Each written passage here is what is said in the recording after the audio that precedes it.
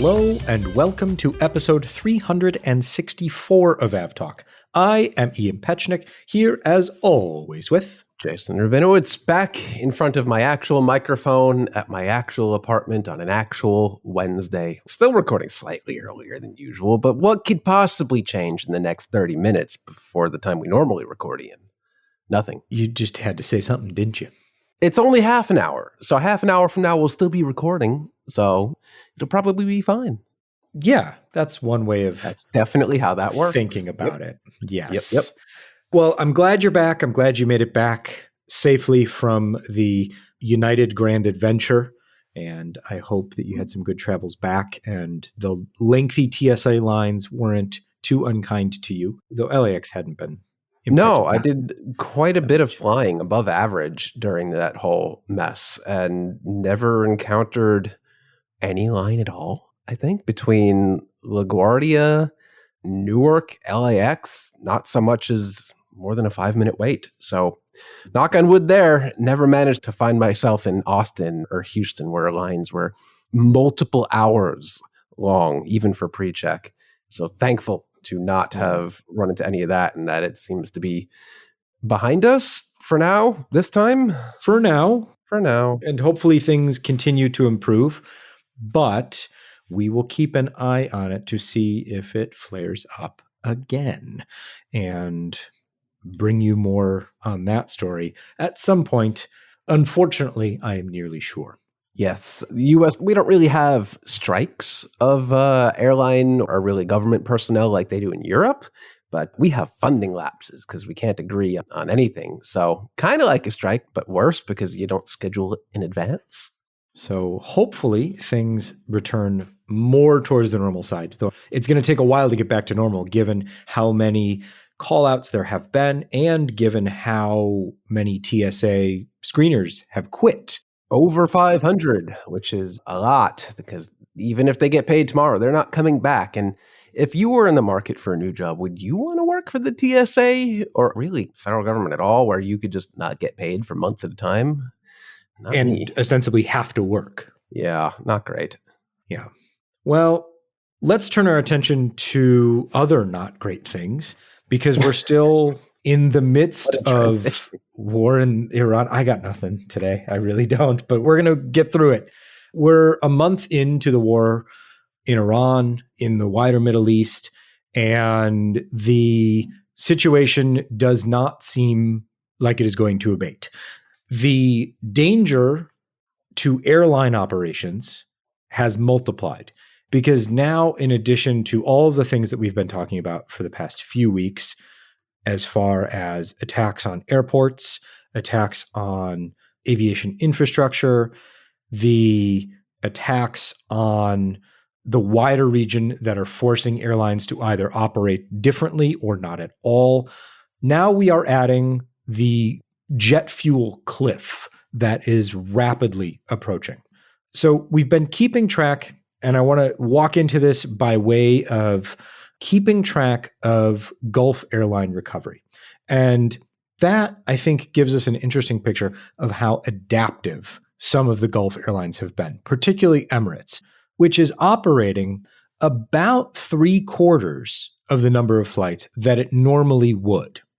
And I think that speaks to their ability to move aircraft in and out of Dubai still, but also reconfigure their network as best they can, where other airlines maybe aren't so lucky, where we've seen Kuwait Airways or Gulf Air not really be able to operate at all or barely. And you have airlines like Fly Dubai, Emirates, Etihad, Air Arabia. Those airlines are able to operate flights still. And those airlines have reached a plateau a bit early in the week last week, and then have seemingly declined over the past week. And now we've seen an uptick this week. So we're going to keep watching that. What we've done, instead of creating an ad hoc recovery chart, we've indexed that, and it's now available on the blog. Every day it's updated after the day's numbers can be calculated. And we're keeping that permanently for now. Well, hopefully not permanently, but please not permanently until we no longer have a use for it. Wow, that's better. But as I mentioned, we have approached the jet fuel cliff. So we are dealing with a closure of the Strait of Hormuz, which is a 21-mile wide bit of water that controls the flow of a vast portion of the oil and gas that comes out of the Middle East. And even more so, controls a vast portion of the jet fuel tankerage that comes out of the Middle East. So this week, or today, April 1st, reporting that the last tanker of jet fuel bound for the UK will arrive within 2 days. And that's it. Yeah, it's going to get real interesting. I think I read somewhere that the UK gets about 50% of its jet fuel supply from the region. So where do we go from here? Do airlines in the UK need to, at some point, this is not tomorrow or not next week, but if this continues, do they have to reduce their schedule by 50%? Do they have to do gas and goes, depart Heathrow, or they can stop along the way elsewhere to refuel? I don't think anyone has these answers right now because the situation changes moment by moment, but things are not, at least at the time of recording, trending in the correct direction. It takes a long time for these ships to transit from their ports in the Middle East to places like the west of continental Europe and the UK. It's been a month now already, right? So this ship has been in transit for a month. So even if one were to leave today, it would still take another month to get there. And that's not going to happen. So airlines are going to need to start making some really tough decisions a month out, 2 months out. We'll have to wait and see. But some regions are going to be hit a lot more than others where they probably get the majority, if not all, of their jet fuel from the region. And then there are other countries like Korea, which they source all of their oil from outside their own country. And that's why Korean Air has entered, what mode have they entered in? Emergency management mode. I don't know what that means, but I've also heard emergency operating mode. Either way, it doesn't sound good. We don't really have any impact of that yet, but if COVID didn't quite kill the A380s at Korean and Asiana, this jet fuel crunch might just do that. Yeah. I mean, jet fuel prices have doubled, and those account for about a third of the airline's total expenses. Yeah. So if a third of your expenses have doubled in a month, I mean, this is going to put a lot of airlines on the bubble. A Right. lot of airlines are not going to be able to weather this. Some, like we saw at the United's event last week, they're going to brush this off for now because they have enough revenue, enough profit to weather, at least in the short to medium term, increased jet fuel costs. But there are plenty, an endless supply of airlines that are either barely profitable, not profitable, or grossly not profitable. And they're not going to be able to continue operating in an environment where the cost of your most expensive expenditure has doubled overnight. Nobody planned ahead for this, and nobody can sustain that. So are we in an environment where we're going to see entire airlines throw in the towel and say, either we're done as a company or we're done flying for now, which we know historically a lot of airlines don't come back ever from a shutdown, or are they just going to keep eating the loss and hope it doesn't last forever?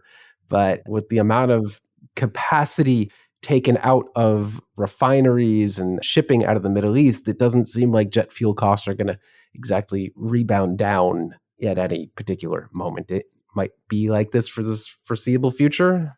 Not great. I mean, Jason, you bring up a really good point. If we're talking about the tanker arriving in the UK tomorrow or Friday, and we're looking at 30 to 40 day lead times for a lot of these places to get fuel in. I mean, again, not only do we have to deal with the transport and logistics issue of it, we also have to deal with the fact that a lot of the refining capacity is down, either due to proactive shutdowns or it has been damaged. So even if you have things working exactly as planned and you can't ship it, it still takes a month, but things aren't working exactly as planned. And the refinery capacity is going to be lower when things do start up again.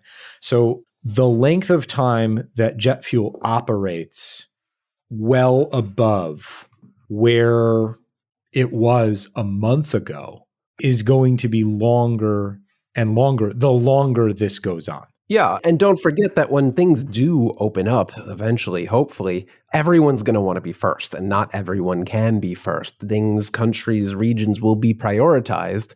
You can't just somehow manage to ship out jet fuel or oil or whatever to everyone at the same time. It's just not going to work that way. So even when things do open up, not everyone's going to have first dibs.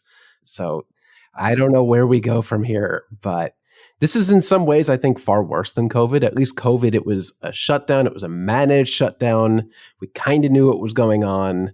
This just seems worse in that costs are going so high and no one has any idea if or when costs are going to go back down. And I think there's going to be a lot of, maybe not a lot, but a notable amount of airline casualties as a result of increased costs that not all companies can shoulder the burden of. I agree. And to put a number on it, on the 27th of February, so IATA has their jet fuel price monitor, and the index value, so year 2000 equals 100 in their index value for jet fuel price development. On the 27th of February, it was 271.7, and it had been steady for quite some time. Looking at the graph that they have below the table, it goes up, it goes down, it goes up, it goes down, but it's been pretty stable around 100 and around that number for quite some time prior to February of this year. Then by the end of February, it reaches 271.7. On the 27th of March, so 1 month later, 533.6. Yikes. Yeah. So not only has it doubled within a month, 271 is also quite a bit higher than the long-term average that it had been prior to last month. So other industries have the benefit of alternative fuels. We've seen the automotive industry shift heavily to EVs outside of the US, at least. Renewables for the power grid like solar and wind really take off, not in the US. We're actively going the other way on that, really sensing a theme here. But aviation can't do that. The closest we can get to that is sustainable aviation fuel, but even that still as a maximum right now, we're still at a 50-50 blend. So you're still getting half of your fuel is still traditional jet fuel. But hey, maybe that we can do a callback there to the UK. If they only have 50% traditional jet fuel, the other 50% can come from SAFs. But that's not going to happen overnight. I'm not going to say the industry's dragged its feet here on sustainable aviation fuels because it's been really expensive, not particularly practical, but this may be the kick in the ass the industry has needed for a long time now to really put more stock in sustainable aviation fuels, because alternatives like electrification and battery-powered aviation it has not proven sustainable, I guess. We're not there yet. Not there yet. Battery technology is not there. We'll see if solid-state batteries and some other things that seem to always be on the precipice of being the next big thing in the battery revolution are real this time. Not holding my breath. But yeah, battery-powered aircraft. You can do it in a car, but an aircraft, it's not there yet. You can't do it in a commercial aircraft. I mean, we're not anywhere near there yet. Let's talk about some of the specific things that some countries and airlines are saying. We talked about Korean Air operating in emergency operating mode or emergency management mode. That is a whole of the company cost containment mode. It's not just like we're going to cut some routes and do these things. It's full on. We need to change the way we do business, which is interesting to see, and will be interesting to see how other airlines adapt to that. Pakistan issued a NOTAM that told airlines, bring your own fuel because we are running very, very low. So if you're flying into Pakistan from somewhere else, you are being requested to bring as much fuel as you possibly can and do not bank on the airport you are landing at having enough fuel to refuel you. Yikes. And because of that, and because of the precarious financial position in which they find themselves, the new owners of Pakistan International Airlines have said that the surging cost of jet fuel because of the war may threaten the airline's viability. Yikes. Well, the privatization of PIA before this was not particularly something I was all too positive on, but certainly not now. There's no way they could have foreseen this coming. But if you are an entity that has just purchased a deeply unprofitable and dysfunctional airline, the doubling and potentially tripling of the cost of jet fuel is certainly not going to help your turnaround. No. So the price charged to PIA in Pakistan has jumped 150% since the beginning of March. So that's not great for them. Oh. They have increased their ticket prices, and they were trying to sell a portion of the airline in an IPO within a year. I'm not sure. No, thank you. No. Or if it does, I'm not sure who's going to want to buy into it. And then on the other side of things, because of the change in how people are trying to move around the world, people that are still flying are trying to move around the world and can no longer bank on going through the big Middle East hubs, Delhi has seen a rise in traffic and a rise in request to operate there. So the airport is offering additional slots to foreign air carriers amid this shift in demand. We know that airlines are seeing Delhi as a growing regional hub in the absence of Dubai, Abu Dhabi, and Doha. So that'll be interesting to see how that develops long term, or if it's just a short-term thing where this shift happens during the war, and then these airlines say, okay, we're done with this. It doesn't make us any money anymore, and we're going back to the way things were. So that's something that I think is worth keeping an eye on to see how many foreign airlines stick through or stick around after the war is over. Yeah, hopefully this is all resolved quickly. The Middle East airlines can offer some absolutely rocking discounts on fares to entice people back, and then this all gets put behind us, and I get a really cheap fare to Japan. I don't know, but none of this seems all that likely right now. It's all doom gloom. No one knows what the hell's going on. Turns out starting a war without any sort of plan or contingencies and then wrecking the global economy is not great for business or for anyone really. No, but that's where we are. And that's where we'll stay for this week. And hopefully we'll have much better news to discuss next week. Let's go to an interesting notice that the FAA posted this week regarding simultaneous dependent approaches to closely spaced parallel runways. Jason, if this sounds like a very technically dense notice, you are correct. Because that's exactly what I was going to say. Thank you. Yes. This order is dealing with runways that are more closely spaced together than regulations normally allow, which require special dispensation for simultaneous parallel approaches. And what this most directly impacts are changes to San Francisco. Yes. Because there are not that many airports that qualify for this, one being Newark, which doesn't have parallel approaches. But San Francisco, I think this is one way to target SFO without actually mentioning SFO.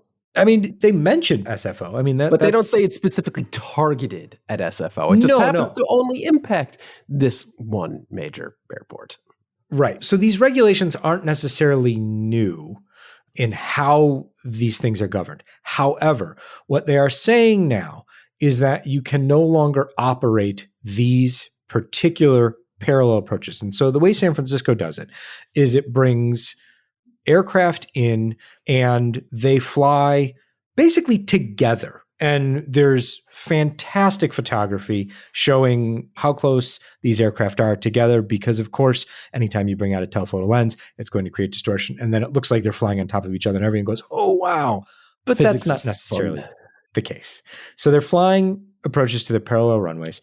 And what the new FAA guidelines do is reduce the arrival rate at SFO by getting rid of this parallel approach. And they're, by the way, also doing runway construction at the moment. So that's going to reduce it even further. So big reductions in San Francisco. Not great. So what they've done is basically expanded the prohibition on parallel approaches from you can't do it when the weather is not good to you can't do it ever. So if you're familiar with SFO, how the airport operated when there was fog or weather or rain, it's basically how that airport's going to operate forever, seemingly now, which is not great because SFO does not really function all that well when they cannot do the dual parallel approach. And this brings it down to, I think, 45 36 during the runway construction, 45, and then 45 after the runway construction is complete, which I guess is permanently forever. But there's no real, as far as I've seen, explanation why. Why now? Why this is happening right now, especially when they have, 2 runways closed for construction? Here's what the FAA said. Which isn't much. But it doesn't actually say anything. Quote, the FAA constantly reviews all of its policies and procedures and determined the SFO side-by-side approaches did not follow the agency's aircraft separation policy. Well, no, of course it didn't, because these are parallel. Yeah. I'm all for increasing safety, but I don't feel like that's what this does. No, and there's been a lot of chatter about how the parallel approaches at SFO kind of only work with a quirk of putting TCAS in standby, basically, that there's been somebody probably looked at the data, saw, whoa, SFO has an extremely high number of TCAS resolution advisories, which basically means the system thinks 2 aircraft are on a collision course, so it tells one to do this and one to do that, and one or maybe both have to abort their landing. But what's actually happening here is that it's a weird case where they're inhibiting TCAS because they have visual separation. They can see, they have to see by rule the other aircraft that they're landing in parallel with. But SFO hasn't really been in the news recently for like, whoa, a bunch of close calls or terrible things happening. So this just seems really random to me and really poor timing with the runway construction. Really wish this happened a week earlier so we could have asked the Scott Kirby in person, what's going to happen with your SFO hub where you're putting all this brand new stuff into service? Because this is going to have a dramatic impact on United's kind of their entire route network. If one of their major West Coast hubs is dramatically capacity constrained forever, don't know what happens here. Yeah, and I guess it remains to be seen if there's a technical way to re-implement the parallel approaches that satisfies the FAA's safety concerns. Yeah, we can link to it in the show notes, but the notice out here from the FAA doesn't really open the door to that, does it? It does not. The statement by the FAA appears to slam that door shut and then take a 2x4 and bolt it against the door. Huge news for Oakland San Francisco Bay International Airport. That other airport across the bay that just can't seem to get a win. It seems like they've just been handed a win on a, not even a silver platter, a gold platter. Ooh. Enough to bring Norwegian titanium back? platter. Probably not. But we'll see if some operations are shifted across the bay. Not great that I think BART, the major transportation system in San Francisco, is not doing too great. The Oakland connecting little cable pulled thing is on the bubble for not operating anymore. But hey, I foresee a potential increase in the number of passengers taking the train to Oakland. There you go. Not more trains. Yeah. Let's head to the other coast and talk about LaGuardia. We don't have any updates on the crash that occurred last week. The NTSB has not provided any additional updates. They have not held any additional press conferences. What we shared in last week's episode is the final word from the investigators as of this moment. But the airport has been dealing with, and continuing with the theme, a reduced arrival rate over the past week. And Jason, this is something that you flagged and we've been looking into a little bit today. Yeah. So what's going on? Well, we don't really know. The FAA hasn't explicitly said that anything that's happening at LaGuardia is due to staffing. The reasons have been listed as other or operational readjustment, whatever the hell that means. But in reality, what we're seeing is that the arrival rate at LaGuardia has been reduced since the reopening of both runways from the normal 35 to 40 per hour down to 25 and up to 30 today. My worry here is that this becomes kind of a permanent situation like we saw, unfortunately, at DCA after the crash caused by, well, a whole host of reasons that are somewhat similar to LaGuardia. But DCA has never recovered beyond that. They basically have a permanent ground delay program in place for DCA, and that airport has operationally been a mess since the crash. And my worry is that LaGuardia will end up being the same. So now we have 3 airports, DCA, LaGuardia, and now SFO, that all of a sudden we're seeing situations where there is way more air traffic scheduled into these airports than the FAA can or is willing to handle. And I guess you can toss Chicago in there, but that's for a whole other set of circumstances. But again, I guess you can count that you've got DCA, LaGuardia, SFO, and Chicago with way more flights scheduled than apparently they can handle right now, with no plan to do much of anything about it, except for Chicago, kind of. But that's more of, let's let United and American duke it out, and Spirit on the side can, Exactly. Yeah. We've been talking for so long about the air traffic control system and its ability to operate X number of flights safely. And when you look at individual airports, that number, the operational number, appears to often be well over whatever X is. And we're starting to see some change here at the FAA, but it hasn't been, the FAA hasn't come out and said, we are holistically looking at the entire system and things are going to change.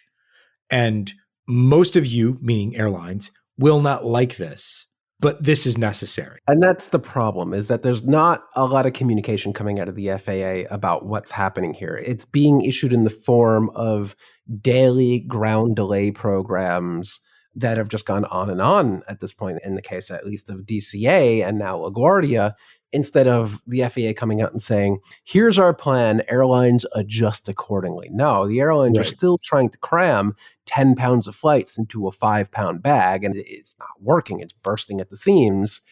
Something's got to change, and it seems like some aspects of the system are finally starting to realize things are overscheduled. Air traffic control capacity is down from 2019 and is not on the way back up. So if airlines aren't going to reduce their schedule, we're going to maybe force them to, but only after a fatal crash. In the case of DCA and LaGuardia, SFO's, again, a whole other thing. We don't really know why this came now, but things are not great in the U.S. aviation system right now. Let's stick with a U.S. airline, but head to Sao Paulo, where a Delta A330 suffered an uncontained engine failure this week. And that was a spectacular fireball, a raining fireball. The aircraft suffered, so this was in the left engine on the A330. The aircraft suffered a failure of some kind, and then a secondary or building failure caused the uncontained engine failure. And that uncontained engine failure led to debris being scattered over the airfield and led eventually to a grass fire at Sao Paulo. This was a Delta A330 powered by Pratt & Whitney PW4000 engines, November 813 November Whiskey, so one of the old Northwest A330s. 272 passengers and 14 crew members on board. No one was injured. There was, and this is one of the things that I wanted to touch on, is there was a lot of back and forth between the A330's crew, the tower controller, and the tower controller and the ARF trucks, because the aircraft could not talk to the firefighters. Were they at a different frequency, or was it a language thing?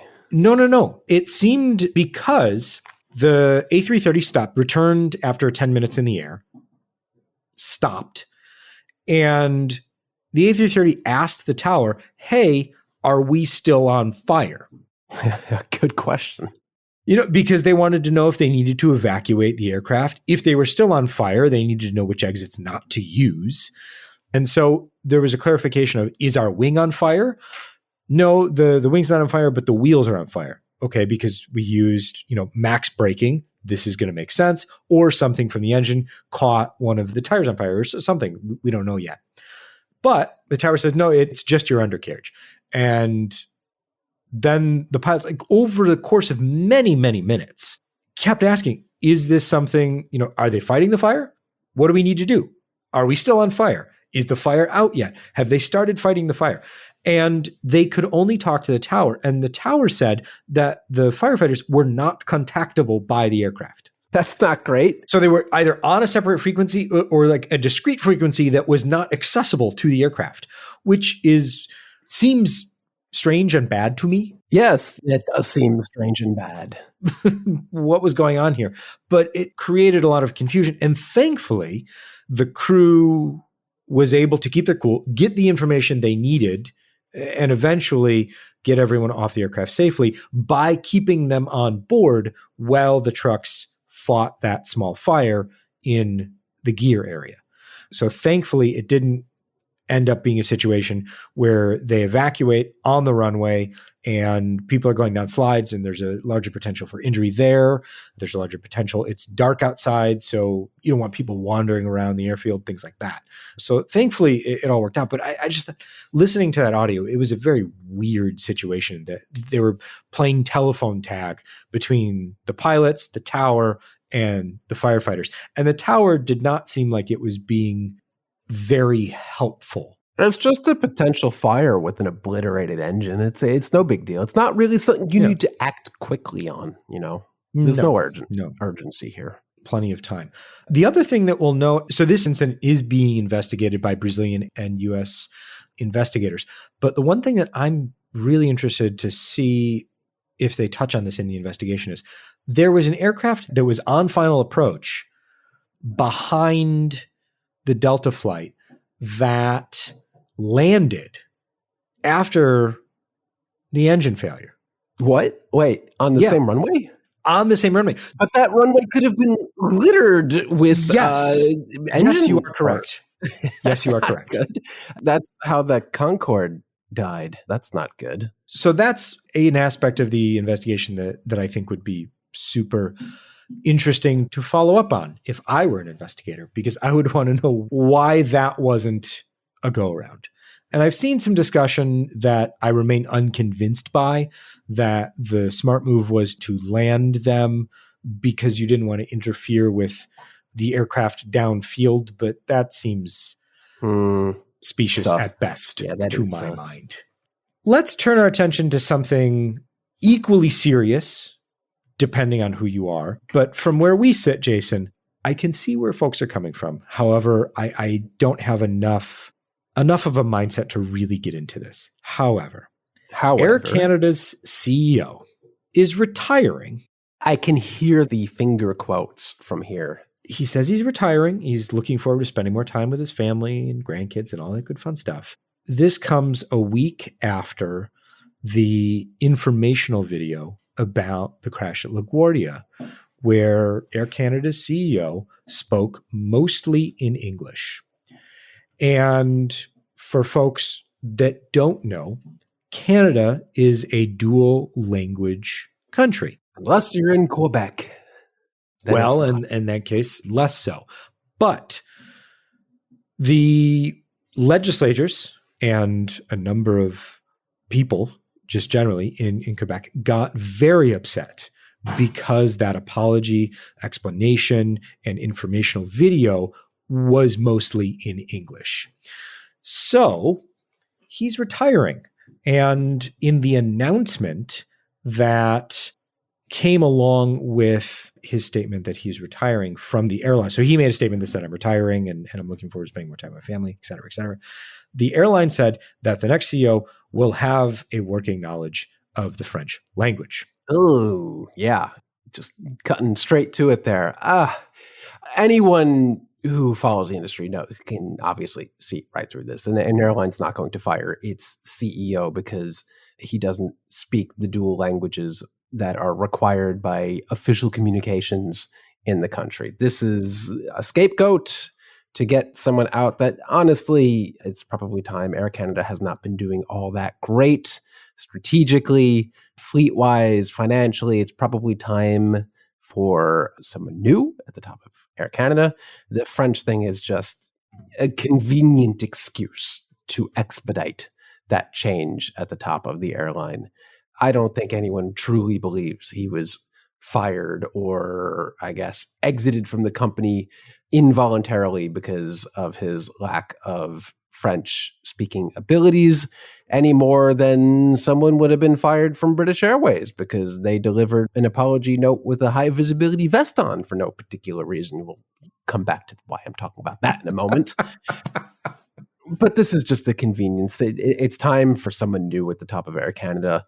Does someone in that position need to speak French, in my opinion? No, I'd rather have someone super competent who can get the job done and who they trust to get the job done. Someone can translate for them. But what I find most ironic was the internal communication that the newsletter that went out to Air Canada employees right at the top had a big old button that said, view this message in French, which is just icing on the top of the cake because perfect timing. Yeah. I guess if you have to come up with an excuse, why not blame this? Well, in other airline news where the CEO was recently pushed out, we now have a new CEO coming in at Indigo. And who could that be? That would be Willie Walsh, who is the current Director General of the International Air Transport Association, or IATA. He has been the Director General of IATA since 2020. In 2020, he stepped down as CEO of IAG, where previously he'd been the CEO of Aer Lingus and British Airways, and we bring it back to the high visibility vest. Yes. The best take I've seen on this so far is that, well, he's always wanted to run an ultra long cost carrier. And he tried that at BA, but now he gets to do it for real with an actual low cost carrier. Did not see this coming at all whatsoever. Could be interesting. Could be terrible. I don't know. We'll find out. But Ian, I'm going to nominate you for the next Director General of IATA. Thanks. Yeah, it's not a job you expected to be nominated for, but you've got my vote. Well, that's one vote. There you go. One is a start. I'll take what I can get. Do you speak French, though? Moving on. So, SAS has unveiled their 80th anniversary special livery. I like it, Jason. I like it, too. I like their FOMO here of everyone else celebrating 100 years. And they said, me too. I want to celebrate 80. Sure, why not? I mean, well, Cathay celebrated 80 years and they're celebrating 80 years this year. So why not SAS? I mean, let's, do a special livery. 80 is a good number. You can make a nice logo out of it. And I say, why not? Their 80-year celebration is the 80th anniversary of the combination of the Danish, Norwegian, and Swedish airlines that then formed SAS. And on the 17th of September this year, it will be 80 years to the day from their first transatlantic flight from Stockholm to New York. Of course, that'll be New York. It's always New York. But it's a fine-looking special livery, if I do say so myself. It is very nice. Yeah. So A330 LNRKR. We'll put a link in the show notes so that you can keep tabs on that. And in other SAS news, SAS has also extended its medevac contract with Norway. So this is interesting for the fact that it remains the sole 737 and sole 737-700 in the SAS fleet because it is a specialized aircraft that can be converted to carry, just standard passenger component compartment, medevac, where you can basically have a flying hospital and anything in between. So that contract has been extended. So that aircraft will continue to fly with SAS. So I thought that was pretty neat. And in other special livery news, we have Blueprint 2. This is the second aircraft to win. I think it's the exact same livery, if I'm not mistaken, that JetBlue's E190 wore a few years ago. It is now being painted on an A220. And just as the E190 looked, this one looks really good too. Yes. JetBlue, loves its special liveries in this current phase of its iteration. Really cool to see them paint an A220 since it retired its E190 fleet. Really awesome to see that. I look forward to seeing it repainted in United livery when JetBlue is inevitably gobbled up by maybe United. We'll see. We'll see about that. We can talk about it. We can talk about it. The fish are, I guess the sharks are circling around JetBlue, especially with fuel costing this much now. Greatly increased rumors that were already swirling for a while about a possible acquisition of JetBlue, because apparently JetBlue, not surprisingly, is drafting up its own kind of battle plans of who do we want to take us over. But it makes all the sense in the world for it to possibly be United to not just re-enter New York JFK, but to really plant its flag back at JFK and say, we're back and we mean it for real, and it's not just a little bit. No actual news at this point. Let's just celebrate Blueprint 2 at this point. I think we can do that. And I think one of the things that, sadly, I didn't get to make it out to LA last week, but what I would have asked is about United's lazy 100th anniversary livery. Oh, we're going to go there. Okay. Yeah. So the 789 that has their new elevated interior that was at LAX, it does have a 100-year anniversary sticker on it, but it's small. It's 100. It says 100 at the back of it, and it's also on an A321, but it's compared to even their Star Alliance friends at Lufthansa, it's super freaking lame. Which is weird because United also is an airline that enjoys its special liveries between the A320 Friendship and the Continental Retro. They've got plenty of their own, but for some reason, they just couldn't eke out more than a couple 100-year stickers out of Chicago, which is, I don't know. I think everyone expected more out of United, and we're all disappointed by that. I'm not mad, I'm just disappointed. Once. Yeah, it's weird when you see what Lufthansa, of all airlines, Lufthansa, an airline historically who can't do a whole lot right, absolutely crushed its 100-year anniversary liveries. And then so United. You bring up Lufthansa crushing its 100th anniversary liveries, and I completely agree with that.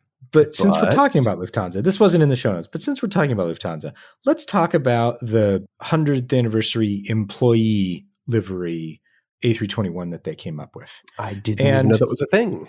So there's a link in the show notes because I need to subject everyone to seeing this. But Jason, if I told you I'm going to come up with different sized images, small blocks of text, and a QR code next to every single one of them. You already lost me at QR code.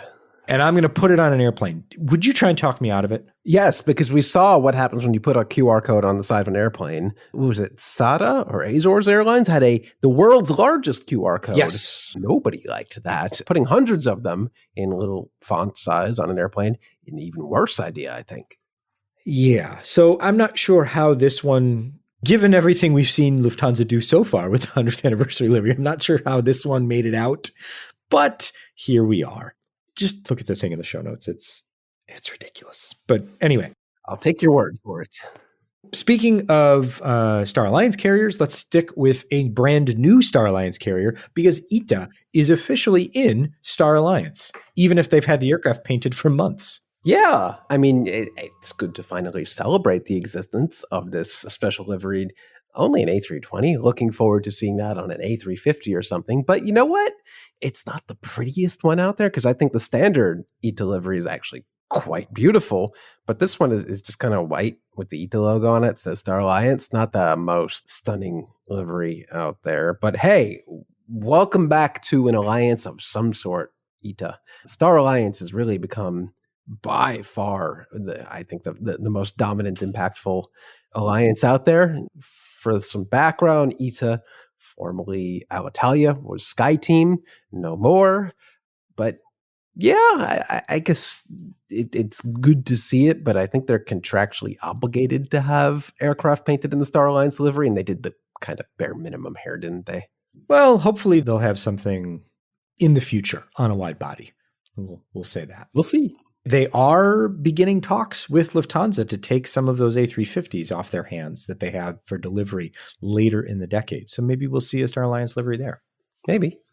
Let's run through some final things, and then we'll be finished with this particular episode.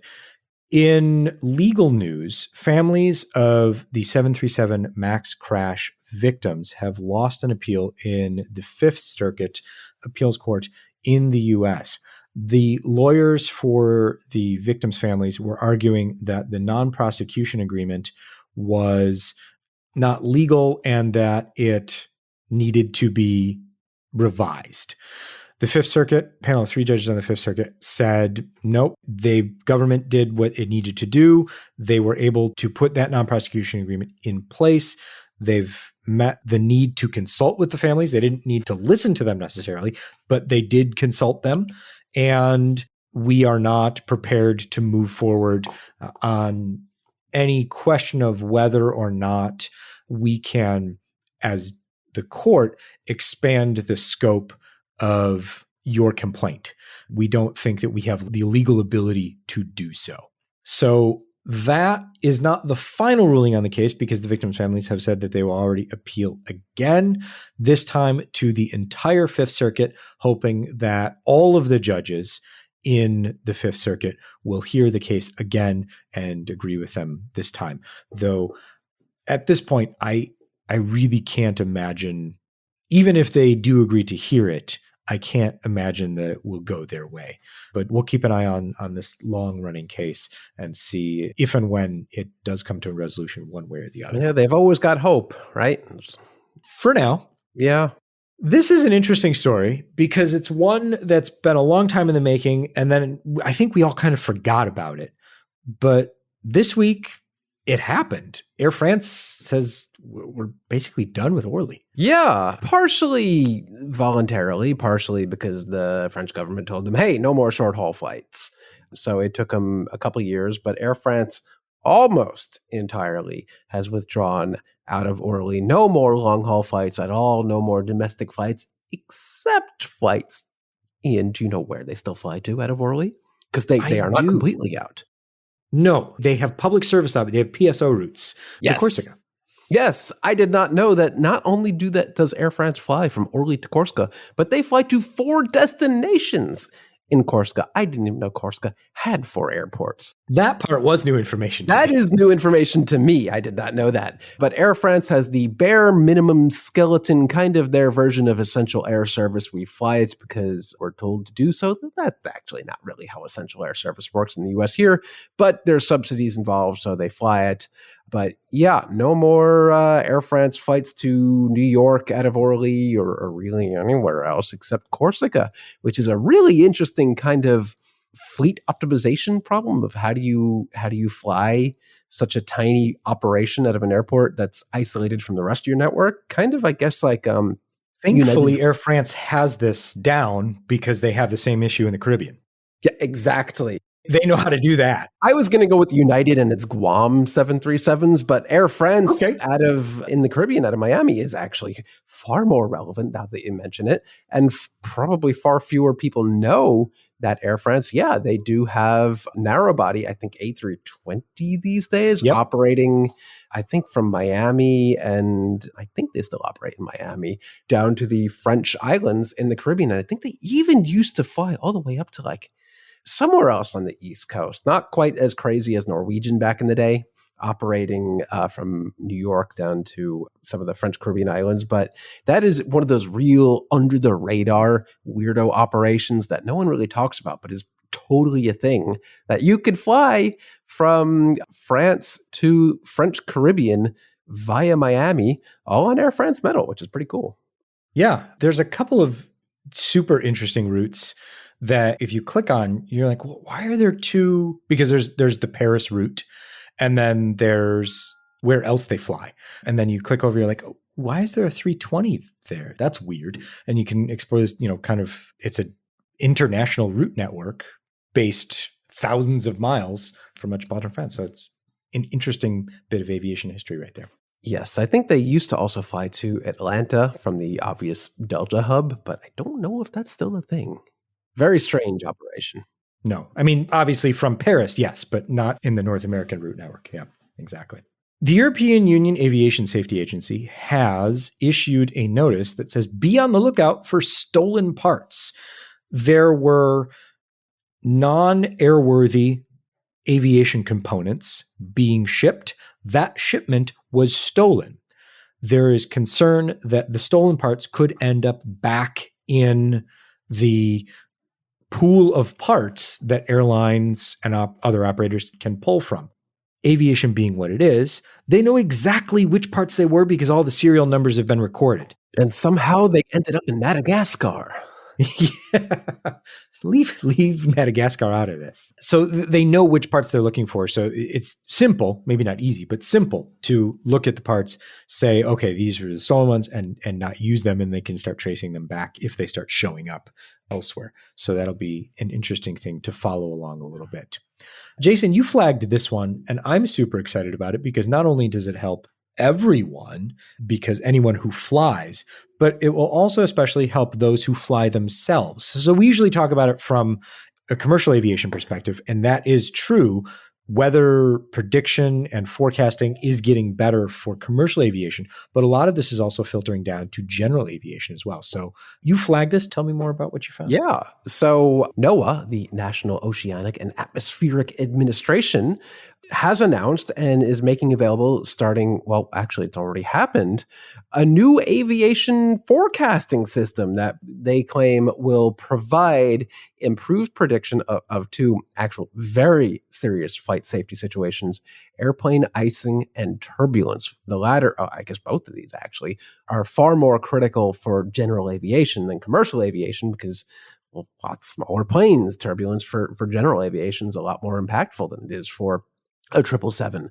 But it's super cool to see NOAA improving its aviation data and making that available. So two aspects of this. One is the icing forecast that to bring enhanced forecasts of in-flight icing probability, severity, and I quote, supercooled large droplet conditions for the contiguous U.S. plus Alaska. So that's pretty cool. On top of the turbulence forecast, which commercial airlines have all sorts of tools for, and iPad applications and real-time in-flight information coming from other company aircraft, but general aviation doesn't exactly have that kind of tools, or if they do, they're paying a pretty penny for it. But now you'll get improved turbulence forecast directly from NOAA, which it claims can reduce serious injuries to aircraft occupants and airframe damage and requiring rerouting of flights, which is kind of a pain. But this is great to see improved algorithms creating better aviation forecasting and safety data. That's pretty great. Absolutely. Absolutely. And as far as airlines concerned, this last story is pretty great too, because anytime you can take more weight on the same aircraft is better. And the FAA has recently certified the increased maximum takeoff weight, or I guess IMTO, for the 787-9 and -10. So this allows operators of the 787 to either carry more fuel and fly further, or carry more stuff and fly about the same. So those first jets with the increased maximum takeoff weight are working their way through the final assembly line. And Boeing says Air New Zealand will be the 787-9 launch customer for the increased maximum takeoff weight. So that'll be fun. Yeah, I don't know if dispatchers will call it fun, but they're probably excited about for the 787-9, 10,000 pound increase, or potentially 300 nautical mile range. And on the 787-10, 14,000 pound increase in maximum takeoff weight, with an increase of 400 nautical miles, which for the 787, which is kind of a range limited version of the 787, that's a pretty big deal. 3-ton payload increase on the 9 and 5-ton on the 10. Airlines will take every little bit of that. I don't think this is kind of something that is retroactive to already delivered aircraft, but I think the most comparable thing we saw to this was the A330 when it had the increased gross weight version of the A330, I think the 300. So this was before even the Neo. But anytime you get extra capability out of the aircraft you've already ordered, and that's just bonus on top, isn't it? Yeah. Yeah, the A330 was the increased one's the 242-ton max takeoff weight. I think Delta had taken the first of those back in the day. Delta has some. SAS has a few. I'm not sure who else has them. Well, now everybody has them, but I'm not sure who else got them. Well, now nobody can have any new ones because they ain't making them anymore. There you go. So now that we've put on a few more pounds, Jason, I think we can call this an episode. We can. We're done. All right. This has been episode 364 of AvTalk. I am Ian Petchnick, here as always with Jason Rabinowitz. Thanks for listening.